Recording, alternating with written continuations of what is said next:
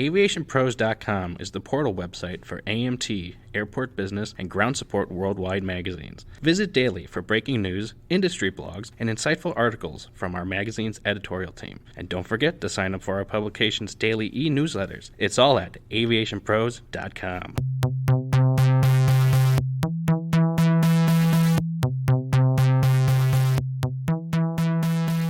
Welcome to this special edition of the Aviation Pros Podcast from the International GSE Expo in Las Vegas. I'm Josh Smith, editor of Ground Support Worldwide, and I'm joined today by Jan de Leur, Managing Director for the Americas at TCR. Jan, it's now day 3 of the International GSE Expo. With 2 full days behind us, how has the event treated you and your company? Good morning, Josh. First of all, very happy to be here, and always a pleasure and honor for TCR to be at the show. It's been an excellent couple days, and we really started already, I would say, on Monday. So we have 3 very good days behind us. A lot of great attendance, I have to say. A lot of interest from all of the partners, all of the customers, the suppliers, the partners we're working with. A lot of new stuff on show, so we do see that the industry is really moving forward rapidly, and electrification is here to stay. But I would say it's really it's amazing to see the speed at which it's taking off right now. If I compare it to like 2 years ago at this show, there was a lot of talk about electrification.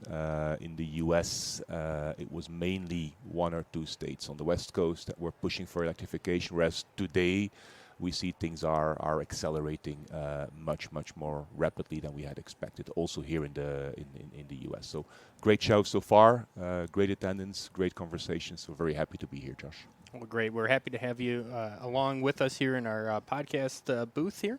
But as you mentioned, as you kind of walk up and down the aisles here at the International GSE Expo, I think it really is remarkable how much is being done to electrify the ground support equipment fleets that are out there. And of course, green GSE's been a trending topic for several years now. So are you surprised at all by the amount of progress we've made? I know you said there's been more since the last time, but was that to be expected, or is this even more than you thought? I would say it's more than I thought. It's more than we anticipated. The greenification has been mostly driven in Europe, and we did see the US at a much slower pace until recently. I'd say until a year ago, more or less. We do see a lot of states pushing for it, but also the big airlines obviously taking initiatives out there to electrify their fleets in their main hubs. We do see airports taking individual initiatives. There's of course the support by some of the federal grants and so on. So we do see electrification speed up compared to what we anticipated, I would say 2 years ago, Josh. Absolutely. What barriers have existed previously to kind of slow that adoption, and are those barriers being removed? Is that the reason we're seeing some of this increased adoption? Yeah, I think it's the barriers that we see. They're still pretty much, I would say, the same as the barriers we saw 2 years ago. So it's essentially the charging infrastructure at the various locations, obviously. Do we see that barrier being lifted? Not really, I would say. It's still a slow process, and charging infrastructure remains the key, I would say, bottleneck for electrification across the US and even across North America. Another barrier that we see and that is still there is the transition from gasoline or diesel power to electric, in the sense that many of our customers, many of the operators have invested in large fleets that are not electric, and GSE is a thing for you need a long duration in terms of GSE. You need to be able to work with a piece of equipment for 8 years or 10 years or 12 years. So if you have bought something gasoline powered 3 years ago, you're not just gonna throw it out of the window today. So that is another, I would say, main barrier. It's that transition. And what do you do with the investment that you've made 3 years ago, 5 years ago? So is that barrier being lifted? I think as TCR we are, and as a lessor, we are providing options to take that barrier away, in the sense that we are always open and we are always offering the possibility to our customers that we buy off the old fleet, the diesel fleet or the gas fleet, and we gradually or more rapidly replaced by electric. And as we are a global operator with more than 40,000 pieces of GSE worldwide, we will always more easily find a new home for the gasolines or the diesels than what many of our customers can find. So that is a barrier that certainly is being lifted. I think the third element, the third barrier so far was just simply the sheer availability of the GSE, electric GSE, whereas we've seen the tractor since a long time, the heavier pieces, also the pushbacks and so on. It's been a bit of a slow process in terms of manufacturing. Today, we see that all the main manufacturers have their range of products almost fully electrified, and so they're pushing ahead with that. So that's another barrier that we see that is being lifted. We also see a lot of interconnection between the European manufacturers that already started producing a bit earlier on for the European market that now come to the US and bring their electric products to the US, and they have these volume of scale effects basically that come into play. So I would say that the main barrier remaining, from what we see, is still the charging infrastructure. The other two barriers, I would say, are being lifted more rapidly than what we anticipated. Yeah, and as you alluded to, TCR has some options to help your customers kind of work around some of those barriers you alluded to, just the availability of equipment. But for ground service providers or airlines providing their own ground handling services, what are some steps they could take if they want to get further along this electrification journey? How can they do that effectively? They can do it effectively by, we suggest to our customers, by looking at the fleet category by category and then making a step plan in the sense of taking assets out, rejuvenating and replacing by electric. We help them concretely by taking those assets off of the balance sheet and finding new houses for those gasoline or diesel-powered pieces of equipment. Another element that we help them with is the maintenance. Shouldn't be underestimated. In terms of total cost of ownership, the electric vehicles typically come at a higher purchase price than the gasolines or the diesels. However, in terms of maintenance, the cost is much lower in general, but you still need to do the maintenance. You need to make sure that your technicians are trained, that they have the right skill set. That is something where we can help our customers. We bring in a lot of expertise from around the world, from the locations where we currently are present in the US and in Canada. So making sure that the technical support is there is also a key step in the whole process where we help our customers with, where we support them. But essentially it comes down to making a clear plan, a path forward, and finding a new house for the old pieces of equipment, whilst gradually pushing forward with the rejuvenation and electrification of the fleet, coupled with a good maintenance support. That is crucial. I think people are very aware of the decarbonization efforts that the aviation industry as a whole is set out on, and of course electrifying ground support equipment can aid in some of those environmental initiatives, but there are benefits beyond just a lack of carbon emissions with ground support equipment that's utilizing batteries versus diesel fuel. Yes. So can you elaborate on some of the benefits that customers can achieve? Absolutely. I think total cost of ownership, we mentioned it earlier on, is a key benefit. Less need for maintenance. It's not just the cost of maintenance, but it's also the sheer fact of the asset being more available, because when the asset is in repairs, then you cannot use it. So that's a simple element there. So if you have less need for maintenance, your asset is simply more available, and so you can achieve more with the same fleet of GSE, or you can be more efficient and downsize your fleet of GSE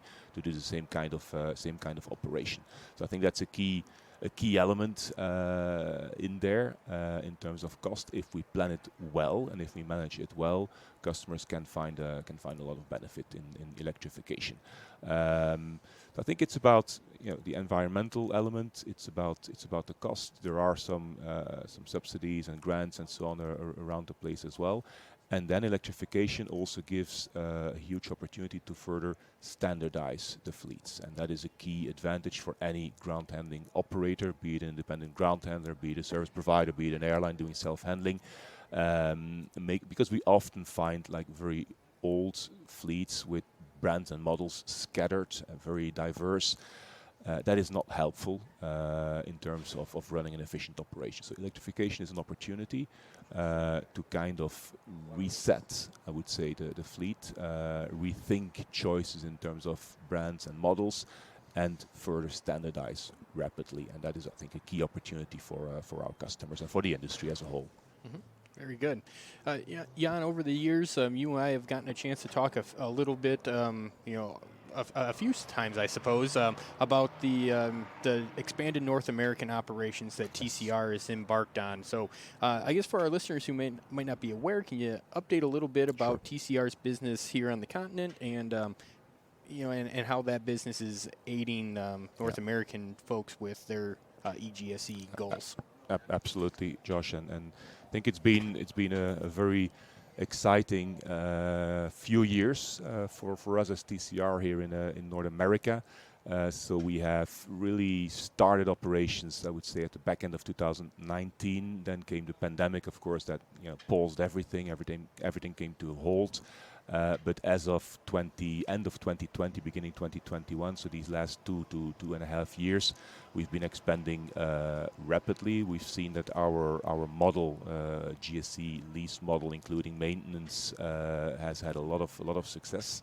And right today, as we speak, we have a presence in 50 airports across US and Canada. In 12 of these airports today and 15 airports in 3 months from now, we have a workshop which is on the AOA or just next to the AOA, just making sure that we support our customers in an effective and an efficient and a safe way. So it's been an exciting journey for us as TCR. We've been able to bring the leasing model as we knew it from Europe and from other parts of the world into this market. And we've seen it has yielded a lot of benefits with our customers, and there's a lot of demand for the leasing model. We do see the advantages in terms of flexibility. Of course, moving towards electric is one element of a flexible offering. We do see the advantages. Our customers love the fact that they are able to rely upon one partner to take care of all their GSE needs, whether it is maintenance, supply, whatever you have. So you just manage that fleet as a whole, make sure that the PM compliance is there. So it's really making sure that we take that burden away from the customers. Another key element and a key advantage of the leasing solution is that our customers can use their cash for other things, and we do see a lot of consolidation in the market these days, and we do see a lot of customers that make a conscious choice in the sense that they want to spend their money rather on growing their business by acquisition than on buying GSE. And then obviously the fact that the pandemic has shown us that the world is can come to a halt at one point in time. Electrification is there, so there's a lot of need for flexibility. What you buy today, you might not need it 5 years, 10 years down the road. You might need just something else or a little bit something else. And there the leasing model gives huge benefits over the ownership model. So for us it's been exciting, a very exciting journey here in North America. We're only at the start, I would say. We've been able to grow a very nice team, mostly of technicians across the continent. We found great people, great acceptance of our model here, and we're thrilled to be here, and we're looking forward to the rest of the journey. As I said, it's only just begun. That's terrific. Well, Jan, I know your time is valuable. We only have so much time with everyone here in the industry at the expo, but I appreciate you spending some of that time with us here in the GSE Expo and Ground Support Worldwide booth. Thank you very much, Josh. My pleasure. Thanks for having us. Thanks for hosting us, and congratulations on organizing this amazing expo as always. Thank you. Well, thank you very much, Jan. I appreciate, again, your time here, and for more information about TCR and the services that the company provides, you can visit www.tcr-group.com. And if you enjoyed this special edition of the Aviation Pros Podcast, I'd encourage you to subscribe to it wherever you download your podcasts, rate and review it, and be sure to share it with your colleagues in the industry. Once again, I appreciate your listening. I'm Josh Smith. Thanks for your time and tuning in to this special edition of the Aviation Pros Podcast from the International GSE Expo.